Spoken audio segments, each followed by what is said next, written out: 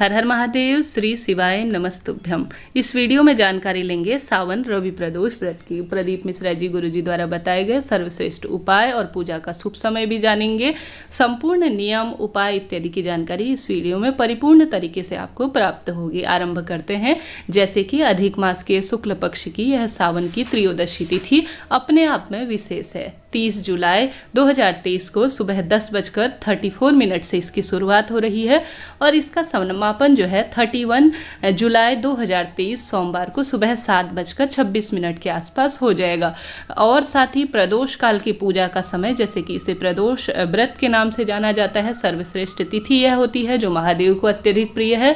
प्रदोष काल की पूजा का समय शाम को 30 जुलाई को 7:14 से 9:19 के आसपास रहेगा। प्रदोष व्रत में प्रदोष काल की पूजा सर्वश्रेष्ठ मानी जाती है। सूर्य अस्त होने से 45 मिनट पहले और सूर्य अस्त होने के 45 मिनट के आसपास का समय पूजा का समय सर्वश्रेष्ठ माना जाता है।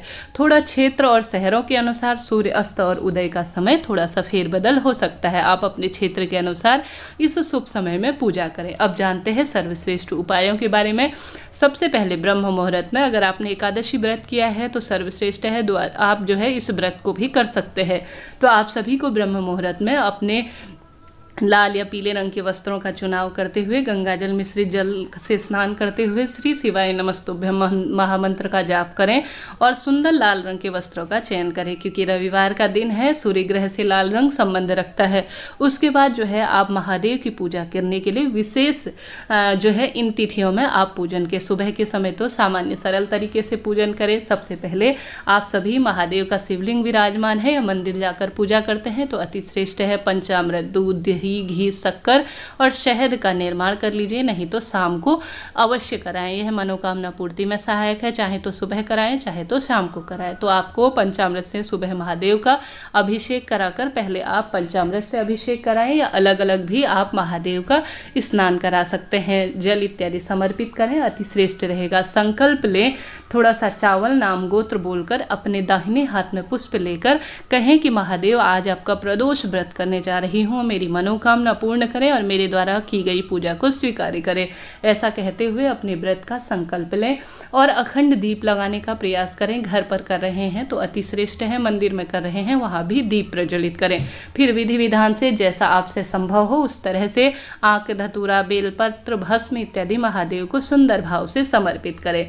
अंत में अगर आप प्रदोष व्रत की रवि प्रदोष व्रत कथा सुनते हैं तो वह सुने, शिव महत्म सुने और श्री शिवाय नमस्तुभ्यम सरल महामंत्र का एक माला अपनी क्षमता अनुसार दान जो है जाप करने का प्रयास करें। साथ ही आप सभी आवश्यक रूप से बेलपत्र वृक्ष की पूजा करें ना त्रयोदशी तिथि में, इस सर्वश्रेष्ठ तिथि में, तो सर्वश्रेष्ठ फलों के आप भागीदार रहेंगे। वहाँ पर एक दीप प्रज्वलित करें। दूध या जल से सिंचन करते हैं तो भी सर्वश्रेष्ठ इसे कहा जाता है। इसके बाद बेलपत्र वृक्ष को प्रणाम करें और साथ ही भूल चूक के लिए भी महादेव से प्रार्थना करें कि गलती हुई हो तो क्षमा प्रार्थी हूँ। इस तरह से पूरे दिन भर में आप चाय, पानी या फलाहार इत्यादि लेते हुए शाम को जो मैंने प्रदोष काल का समय बताया उस समय आप महादेव के मंदिर में चले जाएं या घर के मंदिर में ही विधि विधान से पूर्व दिशा या उत्तर दिशा की ओर अपना मुख करते हुए आसन का चुनाव करते हुए बैठ जाएं और विधि विधान से आवश्यक रूप से दोबारा से शाम के समय विशेष तरीके से पूजन करने का प्रयत्न करें। महादेव कहा जाता है प्रदोष काल पर धरती पर भ्रमण करने के लिए निकलते हैं और सभी भक्तों की मनोकामना पूर्ण करते हैं। शाम के समय में भी संभव हो तो जैसा कहा जाता है रवि प्रदोष व्रत में बेलपत्र वृक्ष में महादेव जो है वास करते हैं, तो वहाँ पर भी आप सभी विशेष पूजन करने का प्रयत्न करें। तो इस तरह से यह जानकारी थी। शाम के समय बिना नमक का भोजन लेकर आप जो है एक समय का ब्राह्मण के लिए भोजन निकाल कर, गौ माता के लिए भोजन निकाल कर अपने व्रत का पारण करें। अब कई व्यक्ति जो है अलग अलग तरह से इस व्रत को करते हैं। कई व्यक्ति भोजन कर लेते हैं परंतु कई व्यक्ति जो है फलाहार ही करते हैं। तो दोनों तरह से आप इस व्रत को कर सकते हैं, अति श्रेष्ठ रहेगा। परंतु नमक ना खाएं। अगर आप बिना किसी कारण से आप जब भोजन ले रहे हैं, कई व्यक्ति का शरीर साथ नहीं देता, अपनी क्षमता सामर्थ्य अनुसार है, तो नमक का यूज ना करें। सेंधा नमक वगैरह ले सकते हैं, नहीं तो सर्वश्रेष्ठ कहा जाता है आप फलाहार ही करें, अति उत्तम होगा। तो तो इस तरह से यह जानकारी थी। इसके साथ ही अब जान लेते हैं सर्वश्रेष्ठ उपाय। गुरुजी कहते हैं आप सभी को जब ऐसा लगे कि मेरे जीवन में बहुत अधिक किसी न किसी स्वरूप में परिवार में विग्रह हो रहा है, परिवार में मनोकामना पूरी नहीं हो रही है, तो आप सभी को शाम के समय जब प्रदोष काल हो ना, जब आपकी कोई भी ऐसी मनोकामना हो, कच्चे सूत का यह उपाय है, आप सभी को यह करना है। आपको मात्र 7 बेलपत्र लेनी है। शिवलिंग पर चढ़ी हुई बेलपत्र भी ले सकते हैं, मात्र 7 इनकी संख्या रखिए। परिपूर्ण अवस्था में हो, नंदी जी का जहाँ पर ऊंचा उठा हुआ पैर है वहाँ पर आपको बैठ जाना है। और साथ ही आप सभी को श्री शिवाय नमस्तुभ्यम महामंत्र को बोलते हुए कच्चे सूत में बेलपत्र को पूर्ण रूप से मनोकामना बोलते बोलते, अपना नाम गोत्र बोलते बोलते लपेट लेना है।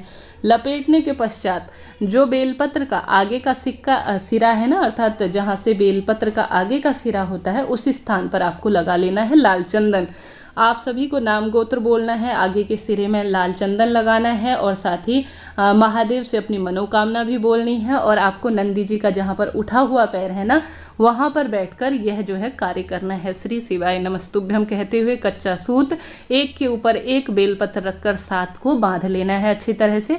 जहाँ से बेलपत्र उगती है अर्थात डंडी में इसे बांधना है, इस बात का ध्यान रखते हुए आप सभी को अपनी मनौती बोलते हुए, आपका विवाह की इच्छा है, मनचाहा प्रेम चाहते हैं, रोग कर्ज मुक्ति चाहते हैं या नौकरी के लिए यह मनोकामना पूर्ति के कच्चे सूत का उपाय कर रहे हैं तो तत्काल करें। तुरंत जो है महादेव के शिवलिंग के ऊपर समर्पित करें। अपने बच्चे के लिए कर रहे हैं, स्वयं अपने लिए कर रहे हैं या किसी भी कामना के लिए कर रहे हैं तो तत्काल आपका पूर्ण होगा। मेरे द्वारा दी गई जानकारी आपके लिए उचित रह रही हो तो आपका अपना चैनल है, कृपया लाइक करें, शेयर करें, सब्सक्राइब करें और हर हर महादेव या श्री शिवाय नमस्तुभ्यम कमेंट्स के माध्यम से जरूर से लिखें ताकि भगवान का स्मरण आप मंत्रों के दान के द्वारा कर सके। सरल सा उपाय मैंने सरल भाषा में आपको बताने समझाने का प्रयत्न किया। यह हो गया पहला उपाय। दूसरा उपाय, गुरुजी कहते हैं जब भी प्रदोष पड़े तो आपको अपने जल कलश में, भले ही सुबह जा रहे हैं या शाम को जा रहे हैं, आप जो कलश लेकर जाते हैं उसमें या तो 1 बेलपत्र डालें या 5 बेलपत्र डालें, थोड़ा सा शमी पत्र डाल लें, हरा मूंग डाल लें और गुड़ डालकर श्री शिवाय नमस्तुभ्यम कहते हुए आप सभी को शिव मंदिर जाकर शिवलिंग के ऊपर यह सारी चीज़ें समर्पित करनी चाहिए। यह सारी चीज़ें बेलपत्र, शमी पत्र, हरा मूंग, गुड़ हमारे घर के आसपास ही हमें प्राप्त हो जाता है, तो क्यों ना इस सरल से कार्य को कर लिया जाए सरलतम तरीके से। शिव मंदिर जल चढ़ाने तो हम सभी जाते ही हैं, अगर आप प्रदोष व्रत नहीं भी करते हैं तो भी इस उपाय को कर लीजिएगा, तत्काल फलों की आपको प्राप्ति होगी। जैसा कि इस महीने आवश्यक रूप से हम सभी को गुरुजी द्वारा बताया गया है कि घर के मुख्य द्वार पर विशेष तिथियों में हम सभी को दीपक लगाना है, तो आप सभी को आवश्यक रूप से शाम के समय प्रदोष काल में घर के मुख्य द्वार पर कम से कम 5 दीपक बेलपत्र वृक्ष के नाम का, देवालय के नाम का और जो पीपल वृक्ष, ये जो पवित्र पेड़ बताए हैं पीपल वृक्ष और साथ ही बेलपत्र वृक्ष और साथ ही बहती हुई नदी इत्यादि का स्मरण करते हुए कुल मिलाकर कम से कम 5 दीपक तो लगाने ही हैं। इससे अधिक लगा सके तो अति श्रेष्ठ है, बहुत शुभ फलों की प्राप्ति होगी। घर के मुख्य द्वार पर कैसे दीपक लगाना है इसका वीडियो धीरे धीरे तक आप तक पहुंच जाएगा। साथ ही हमारे महादेव आवश्यक रूप से पशुपति के रूप में जाने जाते हैं, तो आप सभी को नंदीश्वर महादेव की भी सेवा अर्चना करनी है। आप सभी को आवश्यक रूप से नंदी महाराज को कुछ ना कुछ खिलाना है, भले ही हरा चारा खिलाएं, गुड़ चना खिलाएं, रोटी खिलाएं, आपकी इच्छा है, बहुत अधिक यह महत्वपूर्ण माना जाएगा। साथ ही रविवार का है दिन, तो अपने आप में सूर्य नारायण भगवान का दिन भी है। आप सभी ने सभी को देखा होगा कि सूर्य नारायण भगवान की सेवा आराधना में अपना समय व्यतीत करते हैं ऋषि मुनि, स्वयं रामचंद्र जी।